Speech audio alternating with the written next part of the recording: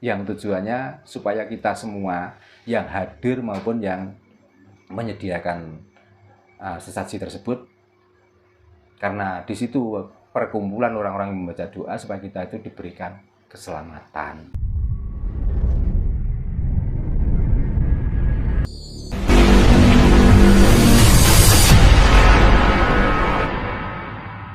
Dalu Pak Darno, Rahayu. Rahayu.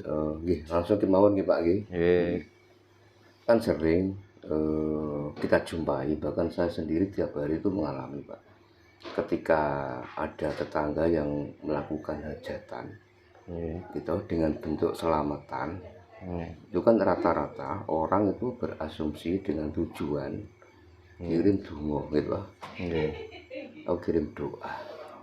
Nah, maksudnya itu kirim doa itu untuk siapa gitu.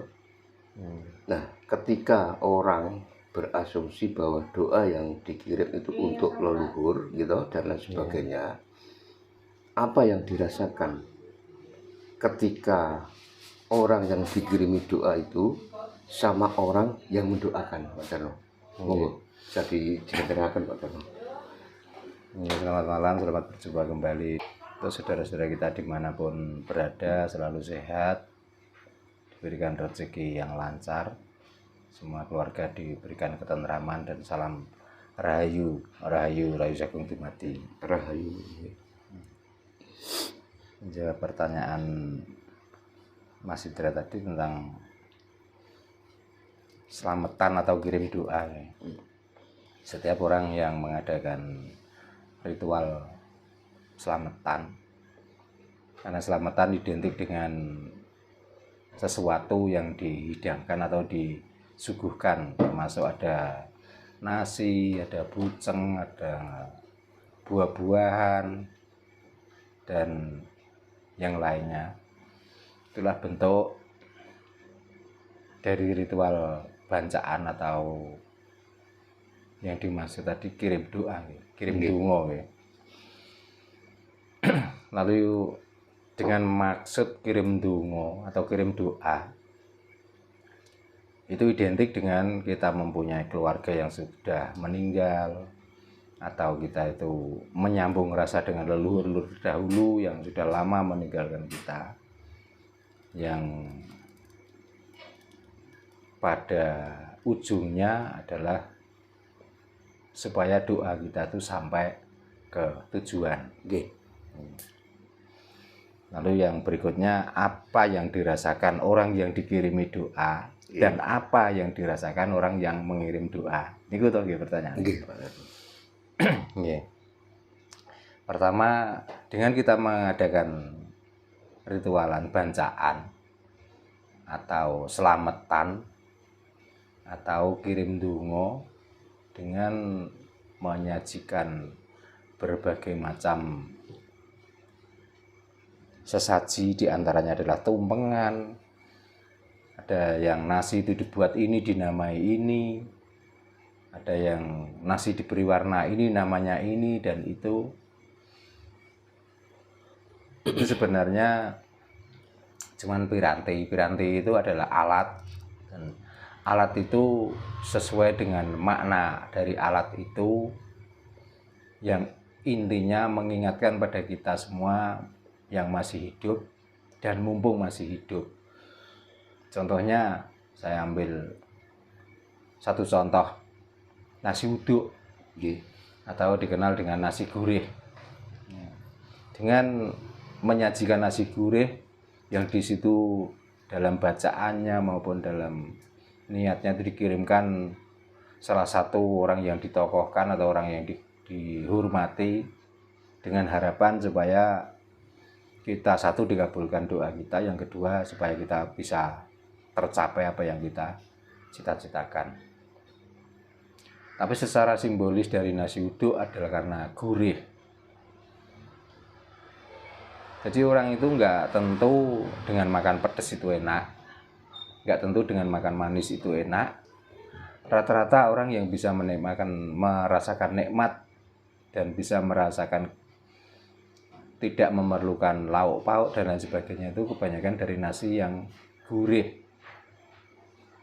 Maka kebanyakan orang yang kirim doa pada leluhur itu membuat sesaji itu dari nasi uduk, baik warna kuning maupun warna putih. Supaya apa?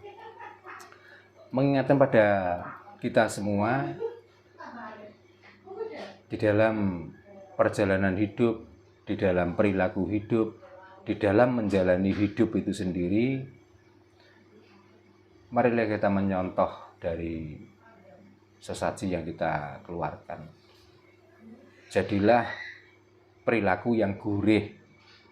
Jadilah orang itu yang bisa diterima di mana saja, bukan dengan pangkatnya, bukan karena jabatannya, bukan karena kekayaannya, tapi dengan perilaku baik itulah sehingga setiap perbuatan itu dirasakan oleh orang lain itu walaupun nggak banyak tapi ada manfaatnya, tidak merugikan, tidak seperti sayuran yang lain yang getir, yang pahit dan lain sebagainya, tapi dirasakan setelah adanya orang tersebut, maka dia dalam menyampaikan ucapan juga diterima itu enak. Dengan melihat perilakunya juga orang itu tidak membuat keonaran, tidak meninggalkan keburukan. Nah, itulah simbolis dari salah satu sesaji yang dinamakan uduk. Nah, uduk sendiri juga mengandung filosofi ucapan. Uduk dari kata iki, doa atau dongo, yang tujuannya supaya kita semua yang hadir maupun yang menyediakan sesaji tersebut, karena di situ perkumpulan orang-orang yang membaca doa supaya kita itu diberikan keselamatan. Tuh. Kalau kita itu hanya mengharap keselamatan dengan kebaikan saja, tapi kita tidak ingat dengan perilaku kita yang sebelum-sebelumnya, perbuatan yang telah lalu kita lampaui dengan kesalahan, dengan ketidaksadaran diri, maka kadang-kadang orang Jawa itu membuat sesaji yang dirupakan seperti kupat dan lebat dan lain sebagainya. Sebenarnya dari sesaji yang disajikan atau yang dibuat untuk perantara doa, ya orang yang mengirim doa tersebut dengan membuat makanan-makanan yang sebenarnya sumbernya dari beras, namun karena dibentuk macam-macam maka namanya juga macam-macam. Nah, tinggal kita yang membuat itu apakah sudah paham dengan apa yang dibuat itu dan tujuannya. Lalu orang yang diundang itu sudah paham dengan adanya ini, apakah tersentuh hatinya? Oh iya, kalau begitu saya itu masih banyak, kalau basa Jawa kaken luput, kaken dosa. Makanya ada kupat dan lebat. Karena kita itu kadang-kadang dengan kesibukan pekerjaan kita, dengan kesibukan keseharian kita, sehingga kita itu nggak sadar pagi, siang, malam, petang, malam kita itu sibuk dengan urusan dunia, tapi kita lupa dengan kesehatan kita, sehingga harta tertumpuk, kesehatan kita itu terganggu. Setelah kita sakit, apa yang kita dapatkan? Larinya untuk mengobati badannya sendiri. Nah, itu yang dimaksud dari kupat adalah supaya kita tuh ingat kiblat. Kiblat itu artinya waktu. Jadi kita tuh harus tahu dengan waktu dan harus pandai memanfaatkan waktu, dalam arti bukan karena sekarang masih hidup maka nggak peduli pagi, siang, sore, petang kita kerja terus, enggak. Cara berpikir kita ya karena besok masih ada siang, kalau hari ini nggak selesai ya kita istirahatkan badan kita untuk kita lanjutkan besok, supaya apa? Dua-duanya imbang gitu. Itulah secara simbolis dari yang dimaksud bancaan atau selamatan atau metode untuk mengadakan kirim donga. Terus yang berikutnya tentang tadi yang ditanyakan bagaimana reaksi atau rasanya orang yang dikirim doa Betul, dan orang yang mengirim doa. Nggih. Nah kita terus pengen tahu merasakan apa yang kita kirim doa. Apakah kita sudah bisa mencapai atau sudah bisa menembus dimensi orang yang dikirim doa yang artinya leluhur kita yang sudah meninggalkan kita telah lama. Kan itu hanya sebuah cara kita bersyukur atau kita tuh mengingat leluhur-leluhur kita yang masa hidupnya waktu kita kecil kita dirawat sehingga kita besar dibiayai sampai ditinggalkannya dia meninggalkan sesuatu warisan, tanah, rumah dan lain sebagainya kita yang menikmati. Kan hanya tanda syukur saja.